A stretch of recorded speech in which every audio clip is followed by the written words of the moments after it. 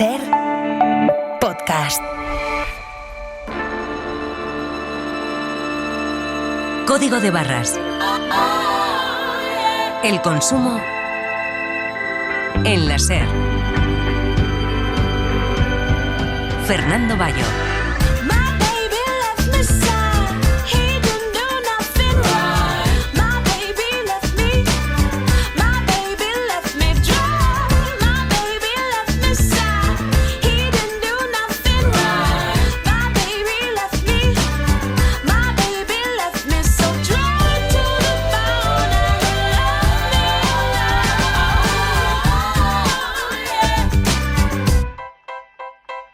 Hola, ¿qué tal? Esta semana en Código de Barras hablamos acerca de las medidas para proteger a los consumidores y usuarios que continúan pendientes de aprobación en el Congreso. ¿Cómo nos afecta esta parálisis? Nos lo preguntamos en el Día Mundial de los Derechos del Consumidor. También hablamos acerca de robots de cocina. ¿Merecen la pena o son solo un gasto excesivo para la mayoría de los aspirantes a chef? Y visitamos un hostal en el centro de Madrid para comprobar cómo algunos de los viejos albergues de mochileros se convierten hoy en modernos establecimientos donde podemos encontrar a nómadas digitales y a familias enteras. Esto es Código de Barras. Empezamos.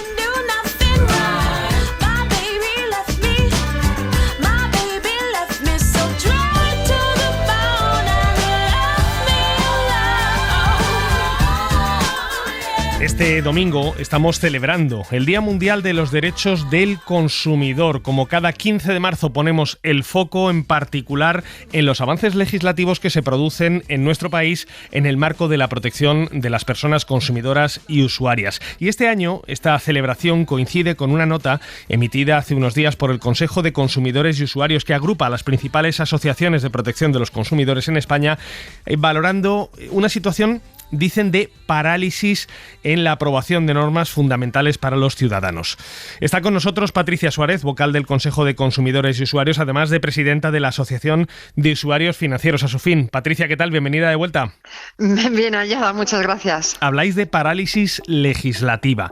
¿Cuáles son las normas que están ahora mismo en el tintero del Gobierno paralizadas y por qué no salen adelante? Bueno, empiezo por el final. No salen adelante porque la aritmética del Congreso es la que es y nos encontramos con la oposición de determinados grupos parlamentarios a normas que muchas de ellas han sido ya aprobadas a nivel europeo, que son transposiciones que vamos con retraso y aún así no se llega a un acuerdo. Una de las más importantes, por ejemplo, sería la de acciones de colectivas o acciones de representación, que es una norma que permitiría a los consumidores unirnos y reclamar en grupo y en el mismo procedimiento recuperar nuestro dinero, hacerlo de una manera además rápida y eficiente.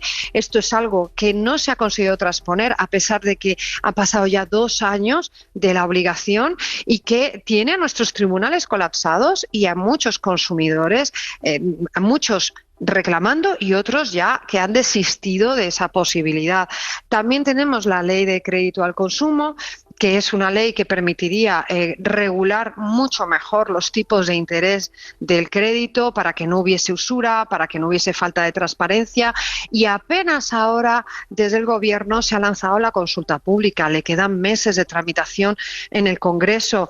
También teníamos la Autoridad de Defensa del Cliente Financiero, que quedó en la anterior legislatura a punto de aprobarse y que ahora se ha quedado totalmente en un limbo y que tanta falta nos haría. Bueno, podríamos seguir hablando de tantas normas que, como digo, algunas aprobadas por Europa, otras iniciativas nacionales que desgraciadamente se van prorrogando, pero no salen desde el Congreso. ¿Tú crees que hay intereses en particular de ciertas formaciones políticas en que los consumidores no tengamos mayor protección? Te lo voy a poner de otra manera. Hay determinados partidos políticos que defienden más los intereses de las empresas, de la economía, del capital, que los intereses de los ciudadanos y de los consumidores. Esto lo estamos viendo constantemente. Ahora que además vivimos en un mundo globalizado, en el que la economía no tiene fronteras, nosotros creemos que Europa debería ser un sitio que nos protegiese más frente a otros mercados que consideramos mucho más agresivos, mucho más interesados en el rendimiento económico y menos en su propia población. Sin embargo, hay partidos políticos que efectivamente están más en esa globalización y en esa economía de mercado a toda costa, en una falsa la riqueza crea riqueza, pero la realidad es que crea riqueza para unos cuantos y muchas veces a costa de muchas personas, y esto es lo que nosotros desde las asociaciones de consumidores sin ninguna duda trabajamos para que no suceda así. Y Patricia, pese a la parálisis que hay actualmente a nivel legislativo, a lo largo de esta legislatura sí se han aprobado ciertas normas que algunas asociaciones consideran pioneras o que van a marcar un hito en la protección de los consumidores. ¿Cuáles diríais vosotras que son las principales medidas? No sé si a lo mejor entre esas pueda estar la Ley de Servicios de Atención a la Clientela. Nosotros creemos que sí, la ley SAC, que la llamamos nosotras, porque es el Servicio de Atención al Cliente, a la Clientela, creemos, se ha trabajado mucho desde el Consejo. Me consta que muchísimas organizaciones han aportado sus enmiendas, han aportado muchísimo, han contribuido a que salga adelante y que salga adelante además en un marco que proteja a los consumidores. Y sí que creemos que una vez que se ponga en marcha y poco a poco se vayan desplegando las medidas que allí se recogen, protegerán más a los consumidores. Medidas tan sencillas como el derecho a no hablar con un robot y hablar con una persona, o tener que esperar tanto como esperábamos, o recibir miles de llamadas spam, son cuestiones que parecen pequeñas, pero que de verdad han costado muchísimo sacar adelante y que creo que nos van a facilitar la vida a todos y cada uno de nosotros, porque hay un cierto agotamiento. Creo sinceramente que las empresas tienen que tener en cuenta que no solamente viven de lo que ganan y no solamente tienen que rendir sobre todo cuentas a sus accionistas o inversores, tienen que rendir cuentas a la sociedad y a sus clientes, que somos al final los que estamos generando el beneficio. ¿Y tú crees que el hecho de que los consumidores, los usuarios, estemos cada vez más insatisfechos con esos servicios, con esos productos que recibimos, no contribuye precisamente al desgaste de ese sistema de consumo del que tanto se benefician las empresas? No estoy segura. Yo creo que afortunadamente, para bien o para mal, las redes sociales, Internet, ha cambiado el mundo y ahora tenemos más capacidad de protesta. Si bien es cierto que sobrepasar, digamos, el umbral de la protesta en redes sociales no es tan fácil, pero sí que es verdad que tenemos más capacidad de manifestar nuestra insatisfacción, y esto es algo que ellos tienen muy en cuenta. Un buen servicio de atención a la clientela significa satisfacción para tus clientes y una buena reputación. Creo que, en contra de los que muchas empresas consideran que esto les va a suponer una carga adicional, les estamos haciendo un favor. Si nos tratan bien cuando tenemos algún problema, van a tener mejor reputación y van a fidelizar más a sus clientes que lo que están haciendo ahora, que probablemente terminas cansado y te vas a otro y a otro hasta que consigas lo que estás buscando, ¿no? Pues Patricia Suárez, vocal del Consejo de Consumidores y Usuarios, además de presidenta de la Asociación de Usuarios Financieros Asufin. Como siempre, un placer contar contigo y feliz Día Mundial de los Derechos del Consumidor.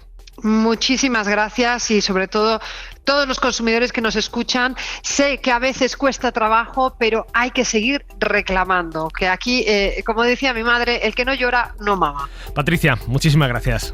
Muchas gracias, Fernando.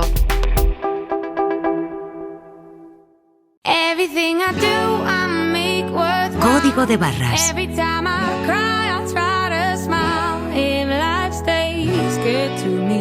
El consumo con buena música.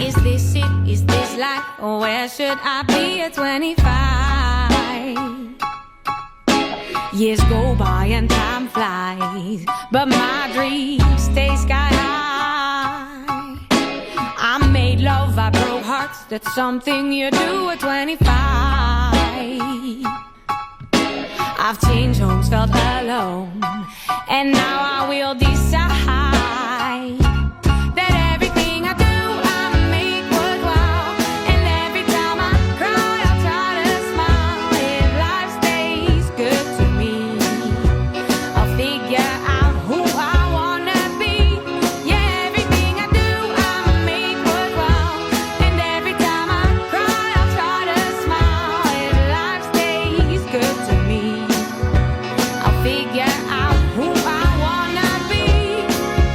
mercado hotelero español continúa en plena ebullición. Según datos de la consultora Ernst & Young, a mediados del año pasado, en nuestro país había en marcha unos 750 proyectos de apertura y reforma de establecimientos.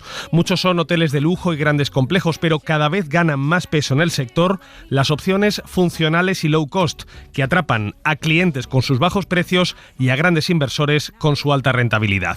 Sonia Ballesteros, ¿qué tal? Muy buenas. Hola Fernando, muy bien. Hoy hablamos del boom de los albergues, lo que ahora llaman los hostels, que se están poniendo al día para atraer a millones de viajeros con un concepto que prima el diseño moderno y práctico y donde los espacios comunes y las actividades compartidas atraen por igual a nómadas digitales y a viajeros que cuidan el bolsillo, incluidas familias que aprovechan la oferta de habitaciones privadas como las que se ofrecen en uno de los establecimientos que tú has podido visitar no muy lejos de aquí, ¿no? En el barrio de Malasaña. ¿Te parece si empezamos esa visita? Pues empezamos y lo hacemos en la puerta de Bastardo, un hostel situado en la calle San Mateo de Madrid. Llueve y desde el exterior vemos lo que pasa dentro, porque la fachada es toda de cristal. Al pasar la puerta oigo un murmullo de voces en inglés y la planta baja es un espacio abierto donde conviven la recepción, el restaurante, la zona de trabajo y la de ocio. Aquí hemos quedado con Juan Ceña, CEO y fundador de Bastardo. Sonia, ¿Qué tal? ¿cómo estás? ¿Todo bien? Bien. Sí. Todo bien, más allá de los tiempos, del clima y todas esas. Lo primero que me interesa, ¿quién se aloja en un hostel? ¿Cuál es el perfil de viajero? Cada persona no responde a una tipología de viajero, sino que cada persona tiene distintas tipologías de viaje.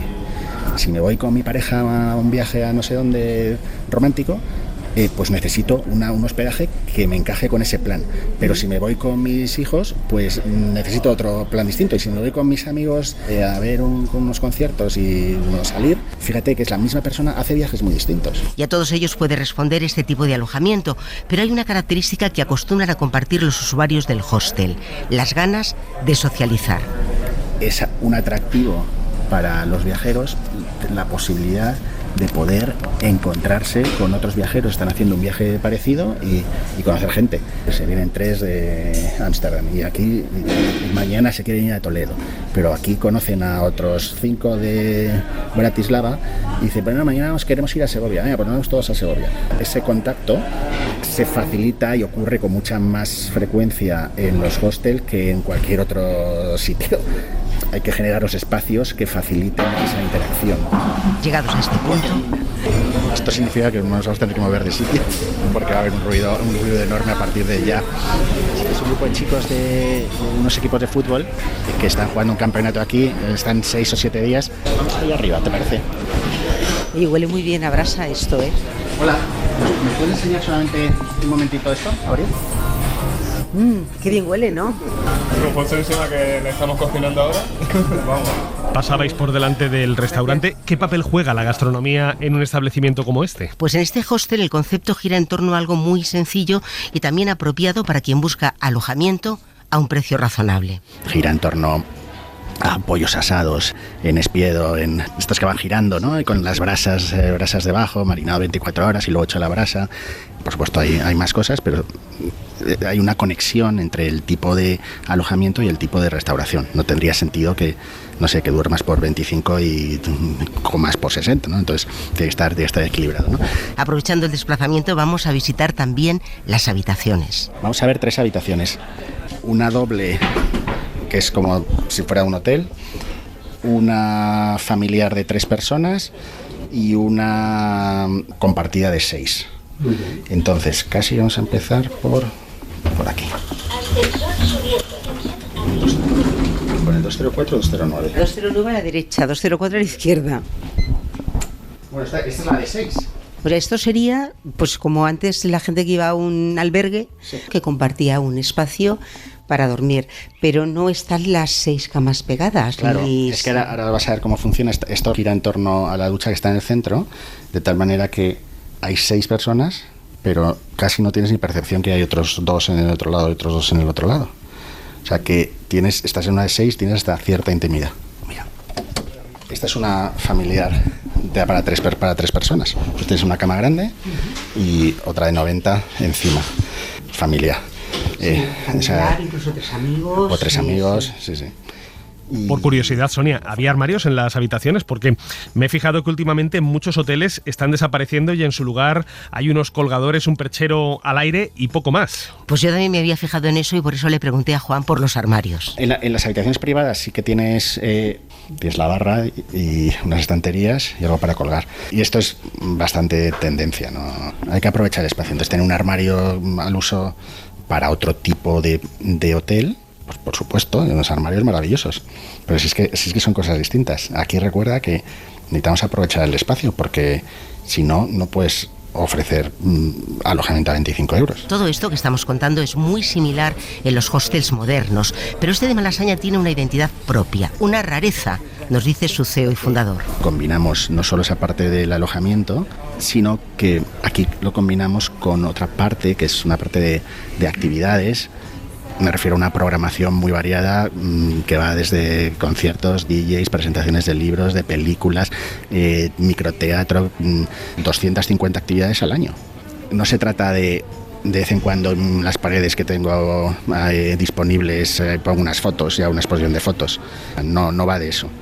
Va de promover una programación estructurada y organizada sobre los temas que queremos potenciar, pero sobre todo es que esa programación, los principales destinatarios de toda esa programación es el barrio, la ciudad. Es gente no que viene de viaje a Madrid, es gente que vive en Madrid. Mira, en esa ventana que ves ahí, ese balcón, vive una señora que es la presidenta de esa comunidad, que un día se acerca y nos dice: oye, es que mi nieta toca fenomenal el violonchelo, que si podía venir un día. Pues la oímos, toca razonablemente bien. Y encantada, hizo su conciertito, vino con todos sus amigos, su comunidad propia, y esto es un espacio justamente para eso, ¿no? Un par de cosas más. La fachada de cristal de Bastardo cambia cada 6 semanas y son alumnos de las escuelas de arte de Madrid los que dejan su huella y sus dibujos. Y que muchas de sus actividades van dirigidas a los de aquí es evidente al ver en su programación un día dedicado a la tertulia política. ¿A la tertulia política? A la tertulia política, y creo que difícilmente un guiri que pasa unos días en Madrid esté interesado en debatir sobre el ruido que hacen los políticos en este país por eso de las discrepancias, ¿no? Qué interesante esto, Sonia, de que un establecimiento que habitualmente está abierto a quien viene de fuera también se abra al barrio, a la gente de la zona, ¿no? Pues sí, es lo que dice Juan Ceña, la novedad, la diferencia, la rareza, ¿no? Nos decía él, parece ser que tiene mucho éxito esta modalidad de abrirse al barrio y a la ciudad, porque en breve abrirán uno en Granada también. Sonia, como siempre, muchísimas gracias. A ti, Fernando.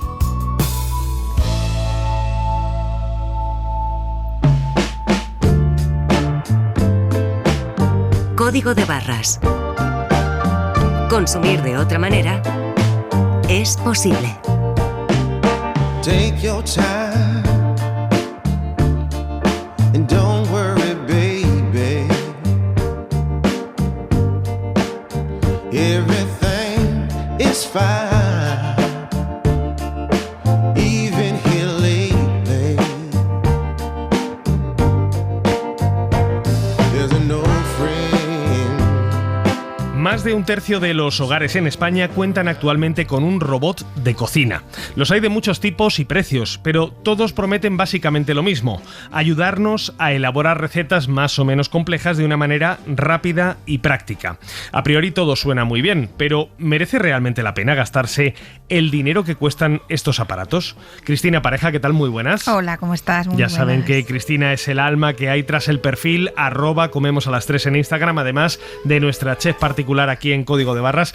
Cris, antes que nada, ¿qué es y qué no es un robot de cocina? Robots hay muchos, ¿vale? Como el batidor amasador, una heladera, una crockpot, el vaso batidor genérico, en fin. Pero no, hoy hablamos de los aparatos multifunción, creados para automatizar tareas, es decir, cortar, amasar, emulsionar, cocinar, batir.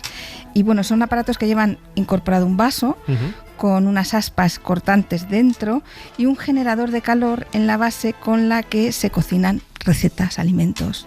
Hablamos de un robot de cocina multifuncional, cuyo precio puede oscilar entre 100 y poco y 1.000 y muchos euros. Es una variación grande, ¿eh? Sí. Pero bueno, hoy en día podemos valorar la compra a un precio más razonable. ¿Merece la pena actualmente gastarse 100 y pico o 1.000 y muchos euros en un robot de cocina?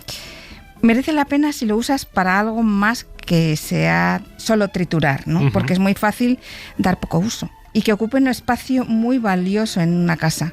Le pasa, por ejemplo, a Manuela, ama de casa de Cádiz. Lo utilizo poco porque las veces que lo he utilizado no me ha satisfecho lo que he intentado hacer con la receta. Entonces yo lo uso para el gazpacho, para el salmorejo, para cuando hago crema de verdura, que no la hago en el robot, la hago en la olla rápida y después la muelo, porque eso sí, emulsiona muy bien, pero poco más. Yo soy ya una persona mayor y prefiero hacer las cosas a mi manera, a mano, como despacito, que como la hace el robot. Cris, hay que aclarar que Manuela es mi suegra, que es además de una excelente cocinera, pues una persona que cocina mucho, pero efectivamente ella usa muy poquito el robot de cocina. Ella no es la única. Fíjate en lo que nos cuenta nuestra compañera Eva Cruz, que tiene una Thermomix que le regaló su suegra hace años. Antes de tenerla yo pensaba que metías una gallina por un lado y te salía una croqueta por el otro. No es verdad.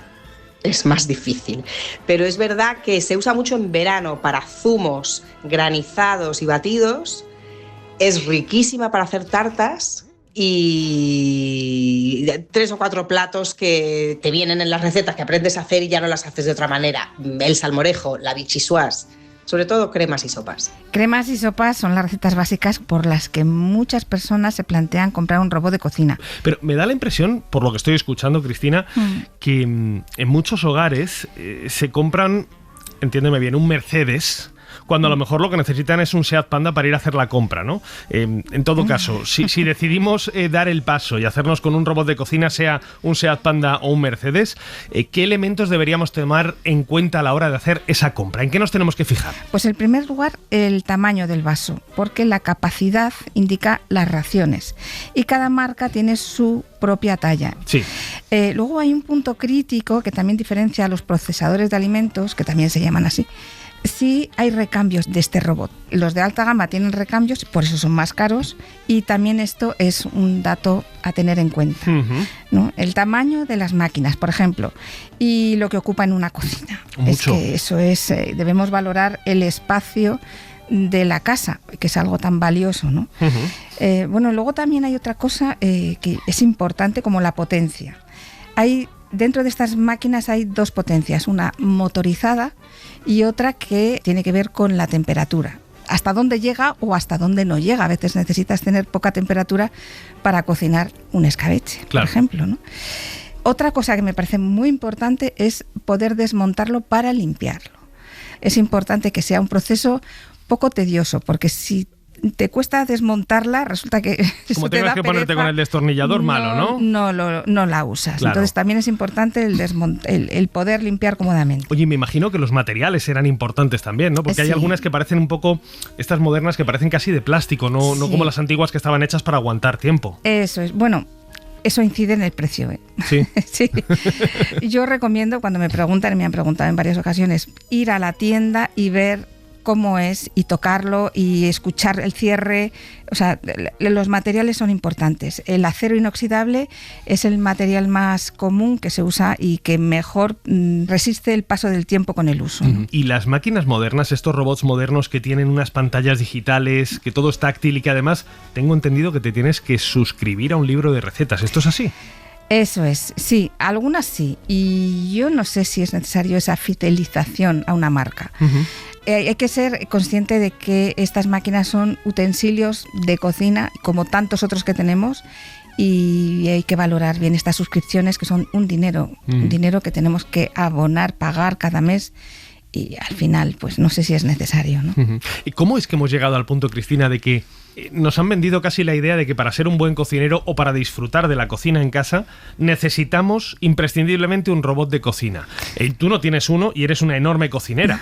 Entonces a lo mejor se desmonta ahí la teoría, ¿no?, de que hace falta. A ver, yo he tenido una. ¿Ah, sí? Tuve un robot hace muchos años, se estropeó y vi que no era necesario, porque es mi pinche. Es un robot que uso para cocinar ciertas cosas. Lo que buscamos es una herramienta que nos ayude a cocinar. ¿Cómo explica? el chef Carlos Collado, coordinador académico y profesor de cocina en Basque Culinary Center. Si nosotros vertemos todos los ingredientes de unas lentejas, ponemos a velocidad 4 o el programa 7, lo que estamos haciendo es lo mismo que unas lentejas en una olla normal, pero en este recipiente. Como carecemos de conocimiento técnico culinario, pensamos que lo que sucede dentro de esos utensilios es magia y simplemente son la unión de ciertos instrumentos culinarios. Muchas veces el mensaje está por encima de la utilidad. Y además dice, y esto nos ha pasado a muchos... Entonces estos robots de cocina a nivel doméstico, si analizamos así, podrían ser un muy buen paso para quitarnos el miedo de aprender a cocinar, pero luego nos tendríamos que desprender de ellos o trascender a ellos y utilizarlos bajo sus principios que tienen. Es decir, tritura da calor, monta da frío. Se puede programar cocina a baja temperatura, como puede ser la crock-pot, pero nosotros sabemos cocinar en ello. Lo que me pregunto, Cristina, es hasta qué punto quien se compra un robot de cocina lo hace porque quiere aprender a cocinar o por todo lo contrario, porque no le gusta cocinar y quiere que alguien le cocine. Puede ser las dos cosas. Como hemos dicho antes, como Eva Cruz, que tiene niños pequeños, y puede ser un principio para animarse a cocinar más. Hay gente que no quiere cocinar, no le gusta y cree que esto es una herramienta para quitarle esa necesidad. Ese trabajo tedioso. Eso también tiene un precio. O sea, si es realmente necesario cocinar y usar estos robots para quitarte un trabajo, no te gastes tanto dinero. Yo creo que hay que equilibrar y hay que compensar el gasto con la necesidad. ¿Tú tuviste un robot? Sí. ¿Tendrías otro? No. ¿No? No. Yo no. ¿No te hace falta? No. O sea, yo necesito una olla express que me ahorra tiempo. Necesito un pinche de cocina que me ayude a cortar bien, porque realmente estos robots, al triturar de esa manera, lo que hacen es aguar, por ejemplo, la verdura, ¿no?